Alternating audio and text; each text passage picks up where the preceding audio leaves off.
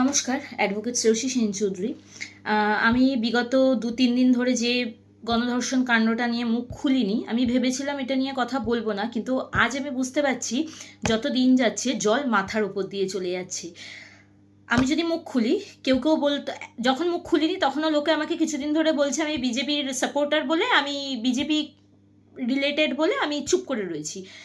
আপনারা এই মুহূর্তে দাঁড়িয়েও রাজনীতি করেন? একটা ১২ বছরের মেয়েকে গণধর্ষণ করা হয়েছে, আপনারা এই মুহূর্তে দাঁড়িয়েও রাজনীতি করেন। আর যারা আমাকে এই কথাগুলো বলেছে তারা বেশিরভাগই সিপিএম ক্যাডার, বেশিরভাগই। তৃণমূলকে তো আমি কোনো নিয়ে দোষারোপ করি না, কারণ তৃণমূল দলটা তৈরি হতো না যদি সিপিএমের আবির্ভাব না হতো। এই সিপিএম নামক দলটা এত জঘন্য, এই মুহূর্তে দাঁড়িয়েও তারা রাজনীতি করে। প্রত্যেকটা রেপ, প্রত্যেকটা ঘটনা নিয়ে রাজনীতি করা তাদের স্বভাব, তাদের স্বভাব সিদ্ধ আচরণ, তারা কোনো বদলাবে না। কিন্তু আমি এই মুহূর্তে প্রশাসনের উদ্দেশ্যে একটা বার্তা দিতে চাই, সেটা হচ্ছে ৪ জনে মিলেই গণধর্ষণটা করেছে।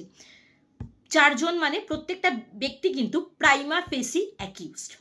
আমার প্রশাসনের কাছে একটাই অনুরোধ, সেটা হচ্ছে ইমিডিয়েট, জল মাথার উপর দিয়ে যাচ্ছে, ইমিডিয়েট তাদের গ্রেপ্তার করে বিএনএস এর ধারা প্রয়োগ করে তাদের উপযুক্ত শাস্তির ব্যবস্থা করুন।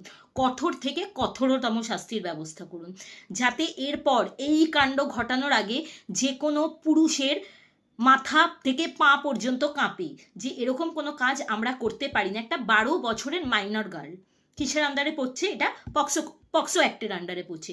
আমি প্রশাসনের কাছে একটাই অনুরোধ, স্পিডি ট্রায়ালের ভেতরে করে, ফাস্ট ট্র্যাক কোর্টের মাধ্যমে ট্রায়াল করে এই মুহূর্তে চার্জশিট দাখিল করুন, এই মুহূর্তে চার্জশিট দাখিল করুন। মামলাটাকে ফেলে রেখে, ঝুলিয়ে রেখে কোনো লাভ হবে না। আমাদের মাননীয় মুখ্যমন্ত্রী, আমি শুনেছি আজ মঙ্গলবার, আজ ওই বাচ্চা মেয়েটির বাবার সাথে কথা বলতে যাচ্ছে। আমার প্রশাসনের ওপর পূর্ণ আস্থা রয়েছে, পূর্ণ ভরসা রয়েছে। মাননীয় মুখ্যমন্ত্রী মহাশয়, আমি আপনার উদ্দেশ্যে একটা কথা বলি, এই রাজ্যের জনগণ অনেক আশা নিয়ে আপনাকে ক্ষমতায় এনেছে। প্রত্যেকটা মানুষ আপনার মুখের দিকে তাকিয়ে আছে। আপনি বলেছিলেন এরম ধরনের প্রাইমা অ্যাকিউজদেরকে আপনি সকালে জমা করবেন, বিকেলে খরচ করবেন। সেই কথাটা যেন আপনি রাখেন, আর সেই কথাটার দাম যেন আপনি রাখেন। আপনার মুখের দিকে প্রত্যেকটা পশ্চিমবঙ্গবাসী এই মুহূর্তে তাকিয়ে রয়েছে। এই বারুইপুরকে আপনি কারোর উত্থানের কারণ হতে দেবেন না। এই বারুইপুরকে নিয়ে কাউকে আপনি রাজনীতি করতে দেবেন না। যে বা যারা এই ঘটনার সাথে যুক্ত, তাদের জাত, বর্ণ, ধর্ম কোনো কিছু না দেখে, কোনো কিছু না দেখে, ইভেন কোন পলিটিক্যাল পার্টিতে তারা কোন জায়গায় অবস্থান করছে, কে মণ্ডল সভাপতি, এইসব কিচ্ছু না দেখে কঠোর থেকে কঠোরতম শাস্তির ব্যবস্থা করুন। আমরা অ্যাডভোকেটরা ততক্ষণ কিছু করতে পারি না যতক্ষণ না প্রশাসন আমাদের সহায় হয়।